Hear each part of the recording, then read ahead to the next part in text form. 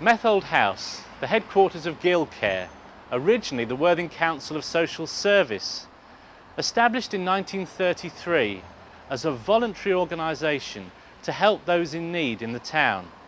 There were three founders: Sir Arthur Linfield, Frank Cave and the Reverend Edmund Haviland. Arthur Linfield came from a well-known Worthing family of market gardeners. His own father had been famous in Worthing for helping during the distress of the 1893 typhoid epidemic, and his son was determined to carry on the good work. The Reverend Edmund Haviland came to Worthing as rector of Hare in the early 1930s and believed there was a role for a voluntary organisation that would bring together all the good works of charities in the town, helping to ensure that those most in need received help when it was required. I have great fond memories of Reverend Haviland, because when I came back from the war, wondering what religion was all about, because there was none in Burma, he was very sympathetic, because I was a little bit argumentative with some of the elderly members of the congregation. He said, "No, come on," and he explained to the other people that I was struggling and I was trying to find my way, really. Frank Cave wasn't just one of the founders of the Guild, he was a stalwart of the organisation right up until his death in 1992.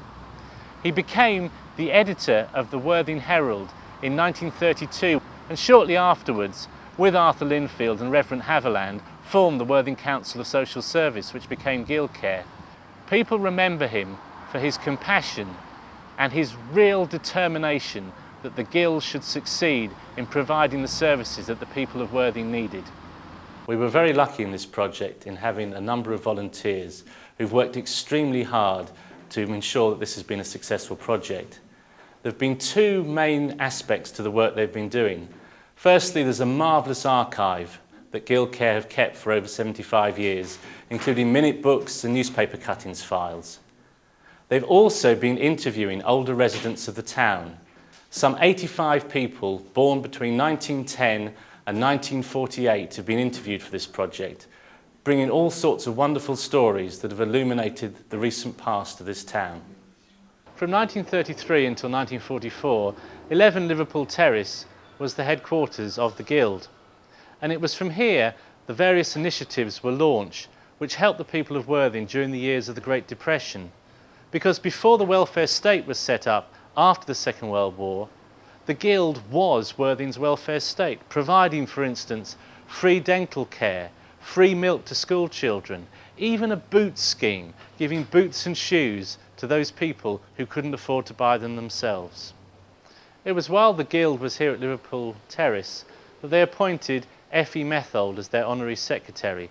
Mrs. Methold really was the powerhouse of the organisation, without whom a number of these initiatives would simply never have happened. For 21 years she fulfilled this role until her untimely death in 1957, and she never got paid a penny. It was entirely a voluntary effort. Many elderly people in Worthing found it very hard to make ends meet. If they were lucky, they could afford to employ a housekeeper to look after them in their final years. You told me that you came to Worthing just after the Second World War. Yes. And you looked after an elderly couple in Yes. St Lawrence Avenue. Yeah. Can you just tell me about that again, who they were and why you were looking after them? Well, there were Mr. and Mrs. Coulter, and of course, well, they both needed looking after. So I looked after them for years. The doctor said it was, well, it's a miracle what I did. I don't mean that as a boast, but I did. Because the doctor said he didn't think she was going to live very long. No, we lived in Birmingham, and the doctor suggested they came down here to be warmer, and I didn't want to come because I was leaving my family, you see. And the doctor said, well, I can tell you this, I don't think either of them will live more than 2 years. So I thought, 2 years, I'll manage that. So I agreed to come. And how long did they live? About 20 years. I looked after them too well. This is 4 Church Walk. It was opened in 1943 as the Guild's first home for older people. In those days, resources were scarce and volunteers had to come in here scrubbing floors and laying carpets. There was very little to go round. There wasn't even enough money for curtains, and they had to borrow screens from Worthing hospitals to act as curtains. There were problems with a high turnover of matrons at Church Walk, some of whom left under a dark cloud. This old minute book, over 60 years of age, referring to one matron, says ominously, "There seemed to be an air of terror among the old people, and she was soon gone. But fortunately she was replaced by Miss Nora Gammons, a remarkable lady who was matron for 23 years and saw the people move from here to a new property around the corner in Selden Road." The elderly residents of 4 Church Walk moved here in 1953. The grey building you see was added in 1967, and it was named Whitcomb House out of the original benefactor Charles Whitcomb, the chairman of Potter Bailey, who had donated the original building. The Guild was very keen to improve educational facilities in the town, which were often very basic, as Roger Davies remembers. I started in 1935, because I was 5 years old then, and the school in those days was on Broadwater Green, right on the corner opposite Payne Mannering's iron factory. And when I first started, we had slates. It was quite a way back in time, and we changed some slates about a year after I was there. But the greatest change came a couple of years later when they built a new school in Rectory Gardens, the new Broadwater School, Church of England School, and we all moved over there. And of course, eventually the school on Broadwater Green was cleared away completely. There's an empty space there now. Ernie Blackman was a pupil at Sussex Road School, now the Sydney Walter Centre, during the war, and he has very clear memories of the day war was declared. I believe it was a Sunday, wasn't it, that war broke out, the exact day. And I was down the beach with my friend Harry Lewis, and we were swimming in the sea. And there was an old chap swimming out a bit further, swimming out a bit further, and we heard the siren go. Harry said to me, what's that all about? I said, that means gas. That means gas. If we keep diving under the water, it won't hurt us, it won't touch us, So we started doing that, and we were diving under the water and coming up and diving down again. I thought, how long can we do? And the old boy there, he said, "You lads," he said, "you go home. You don't stay around here, you get off home." So in those days, if an adult said something to you, to do something, you did it. You didn't argue or anything. And of course, so we rushed out, got partly dressed as far as one shoe off, one shoe on sort of thing. And I had a truck, which my brother and father had made for me, which had a little bicycle steering thing at the front with one wheel and 4 pram wheels at the back, and it was nicely shaped and a very nice truck altogether. And so I jumped in the front with the steering, then Harry got in the back, and we rushed as fast as we could down Windsor Road, where we were, down to Lindis Road, Chester Avenue. And as we went down Chester Avenue, all the people were outside their homes, the siren had gone, all looking up in the sky. The war brought new challenges for the work of the Guild and new challenges for families living in the town. I was 9 when the war broke out, coming up to 9, and it had 2 impacts on our family. One was that we moved to a smaller house from where we'd been before, and the other, a year or so later, was when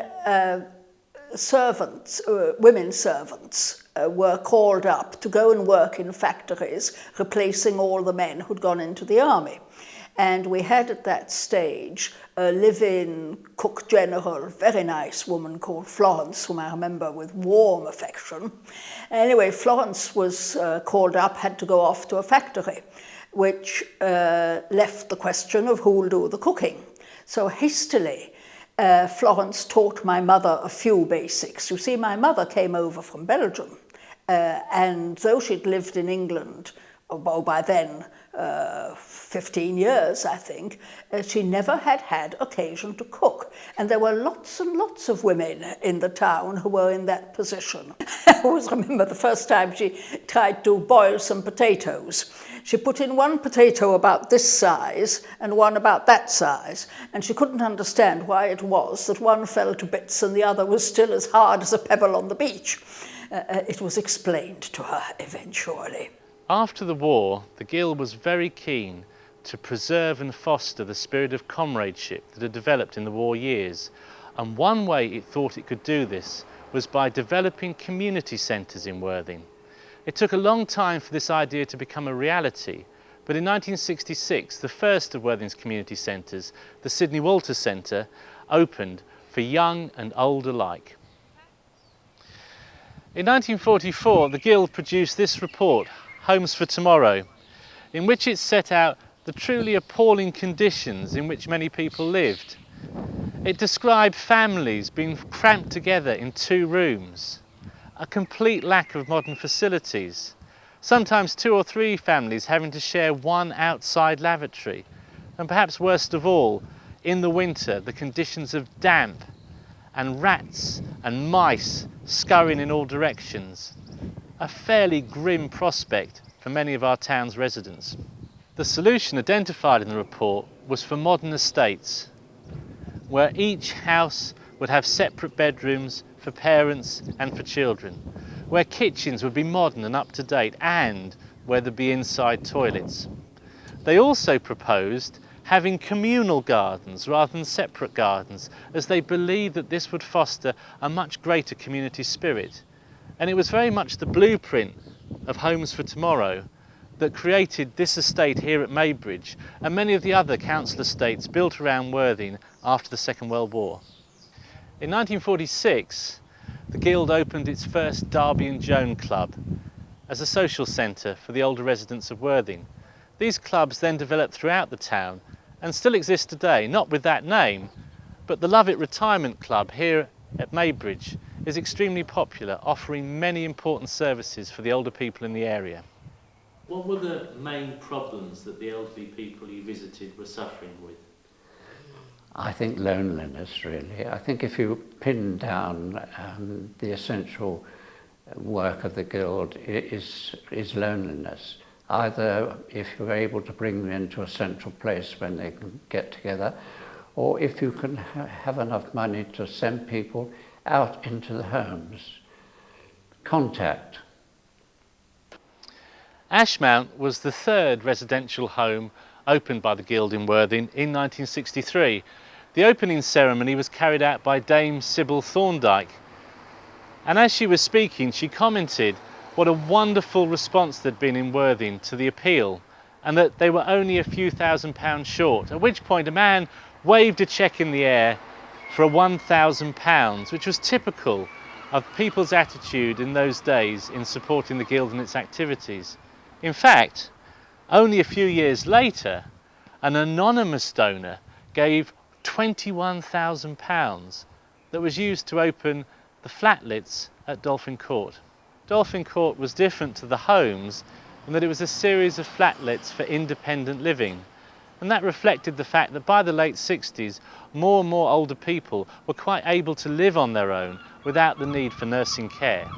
The Guild has always depended on a highly motivated team of volunteers who have manned day centres, worked in residential homes, been home visitors and driven the organisation's increasing fleet of minibuses. About 1991 was the year I retired from work, and knowing I was going to retire, he said, would I like to come and drive the bus picking up people?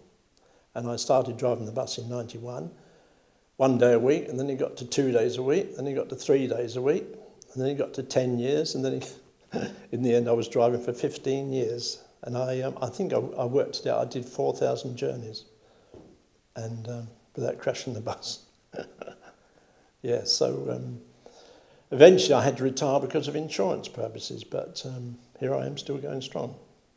In 1967, the Guild was at the forefront of a campaign to establish a hospice in Worthing. Dr. Gustafson, medical officer to the Guild, highlighted the very poor conditions in which many terminally ill patients spent their last days, including one nursing home where 3 terminally ill patients had to share one small garret bedroom on the 3rd floor. Joseph Sayers believed that it was wrong that these homes should be making a profit from the dying, and called for a not-for-profit hospice in the town, fully equipped and with properly trained staff. This dream became a reality a few years later with the opening of St Barnabas. A new St Barnabas is to be built off Titnall Lane, which will ensure that hospice care in Worthing continues to develop well into the 21st century. We're in the basement of Dolphin Court, flatlets for older people run by the Guild in Worthing. And in this basement are all the archives going right back to 1933 that tell the incredible story, not just about the activities but about the personalities, such as Joseph Sayers, who was secretary of the Guild from 1957 up until 1979, a man who played a very important role in the development of Worthing in those years. Mr. Sayers, who used to be the secretary here, knew me because I used to come here through the Spastic Society, and I was also at that time secretary of the Home Safety Committee, which used to meet in the town hall. So he knew I could do shorthand and typing. And he said to me one day, "We've got an association for the single woman and their elderly dependents. Would you be their secretary?" I said, "No, how can I be? I'm not single. I've got 2 children at home. I'm a widow. I can't go in and belong to a single woman." So he said, I said, "What's it all about anyway?" So he said, "Well, there are single women who've got elderly parents at home and they have to be the breadwinner and they have to look after their parents. And they get no tax relief. Single men do." I said, "That's monstrous. All right, I'll be their secretary." You know, really got me, that did. Together, a team of volunteers has spent over a year going through all these archives and interviewing over 80 local residents to build up a picture of Worthing in recent history, the like of which has never been assembled before. We hope this short film has given you some idea of the achievements of Guild Care in Worthing over the last 76 years, and that it will inspire you to read the book. It's also a reminder of the tremendous contribution that a dedicated band of volunteers made to changing the way we live in Worthing today.